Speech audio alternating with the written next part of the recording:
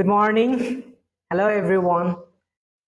My name is Kazi Mehrab Hassan, and today I share a case study titled with Saving Money, Saving the Land, from farmers' challenges to regenerative farming solution.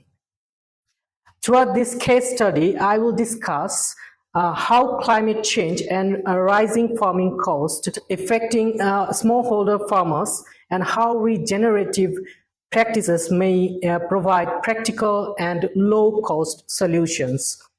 So let me introduce my friend Nahid, who is a farmer.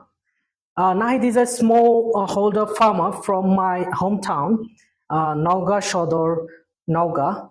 With 3 years experience farming, he grows rice and seasonal vegetables on his 3 biggest land. 1 bigger is for his own land and 2 bigger he leased. So during the interview, he shared a concern that many farmers faces now. Which one is weather is becoming harder to predict every year. This simple statement reflects a much large problem. Climate uncertainty is making farming decisions more difficult and increasing risk farmers face every year. So climate change is no longer a distant issue for farmers like Nahid. It is something they have experienced every year. So hotter summer increases heat stress on crops and accelerating water loss from the soil. And at the same time, rainfall has become more unpredictable. Farmer can no longer rely on traditional planting schedule because rain may arrive too early, too late, or not at all. So as a result, the climate change increasing both uncertainty, production cost, putting additional pressure on smallholder farmers. So from our interview, 3 major challenges emerge. First one is climate uncertainty. Unpredictable weather creates greater production risk and makes planting more difficult. Second challenge is rise fertilizer cost. Chemical fertilizers are becoming more expensive, reducing farmers' profit. And the third one is soil compaction. When you use more chemical fertilizer, the soil becomes more harder. And more harder means you need more fuel to have tillage. The soil become more harder over time. So together, these challenges create both environmental and economic pressure on the farm. So one of the most interesting findings from this case study, what I called mechanical tilling. When soil becomes compacted, farmers often respond by increasing tillage. Well, this may solve a short-term problem, but repeated heavy tilling can damage soil structure, disrupt biological entity underneath the soil. So, as soil health declines, farmers often need more fuel, more external input to maintain the production. This increased cost while profit remains the same. More production cost and then less income. So over time, the farmer becomes trapped a circle like this, and where declining soil health creates greater dependency on expensive fertilizers. So to explore a possible solution, I researched the Andhra Pradesh community managed a natural farming program commonly known as APCNF. And this is one of the largest natural farming initiatives in the world.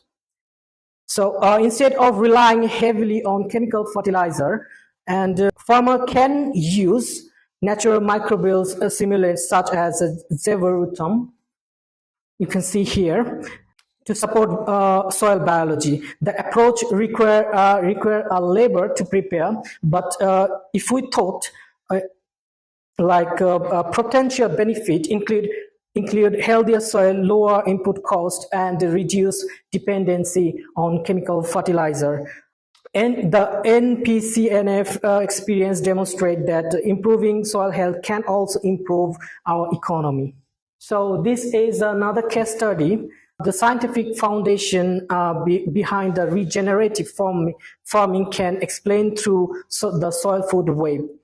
The soil food web is a living ecosystem made up of bacteria, fungi, nematodes, earthworms, and many other organisms. The organism may play an important role recycling nutrients, creating soil structure, improving water retention. Healthier soil behave more like sponge, so it retain more water into the soil, and it store more effectively, support plant growth, reducing dependence on chemical fertilizer. So this shows that soil is not just a simple dirt.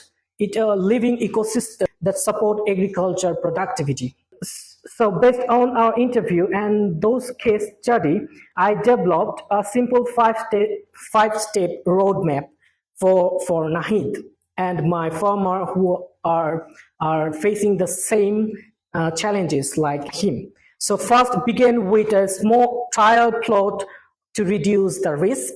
Second one is prepare homemade biofertilizer using locally available materials. Third one is I apply rice straw mulch to protect soil from heat and moisture loss. Fourth is observe and compare result, include cost and the soil conditions. So finally, if the result is positive, and gradually expand these practical practices to a large area. And this key idea is not a radical change overnight, okay, but a gradual and evidence-based transition. This project taught me that soil health, farmer profitability are closely connected. So when soil health decline, production costs get increased, farmer become more vulnerable to climate change.